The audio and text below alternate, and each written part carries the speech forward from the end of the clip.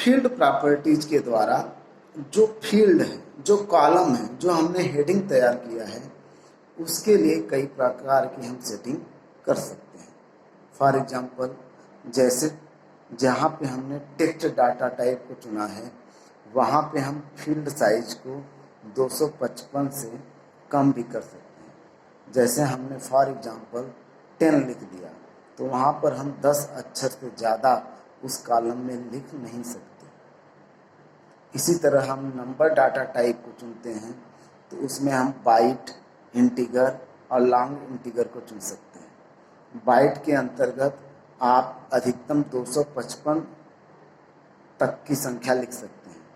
अगर आपको 256 या उससे आगे की संख्या लिखना है, तो उसके लिए आपको इंटीगर का यूज करना होता है। इसी तरह से अगर आप डेट एंड टाइम को चुनते हैं, तो मीडियम डेट, लॉन्ग डेट और स्मॉल डेट के फॉर्मेट को आप चुन सकते हैं। फील्ड प्रॉपर्टीज में एक ऑप्शन होता है डिफ़ॉल्ट।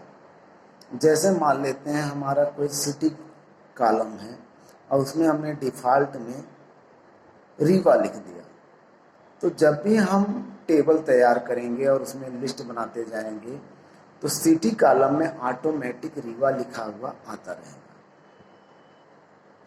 इसी तरीके से होता है कैप्शन। कैप्शन के अंदर अगर हमने कुछ किसी फील्ड के बारे में लिख दिया, जैसे हमने सिटी की जगह माई सिटी लिख दिया, तो टेबल में उस फील्ड में का नाम माई सिटी शो होगा।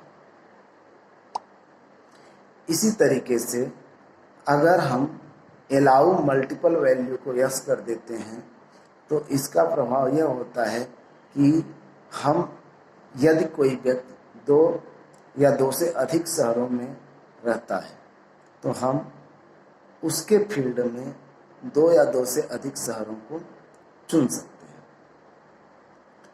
इसी तरह होता है वैलिडेशन रूल। वैलिडेशन रूल के द्वारा हम एक क्राइटेरिया तय कर देते हैं और उस फील्ड में उस क्राइटेरिया के अलावा अन्य कोई भी डाटा एक्सेप्ट नहीं करता। फॉर एग्जांपल, हमें एज लिखना है और हमने वैलिडेशन रूल में लिमिट दे दिया कि 25 और 30, अर्थात 25 या 30, तो उस फील्ड में 25 और 30 के अलावा अन्य कोई एज एक्सेप्ट नहीं करेगा। इसी तरह एक फील्ड प्रॉपर्टीज होता है इनपुट मास्क, जिसके अंतर्गत हम पिन कोड, जिप कोड या मोबाइल नंबर का फॉर्मेट तय कर सकते हैं।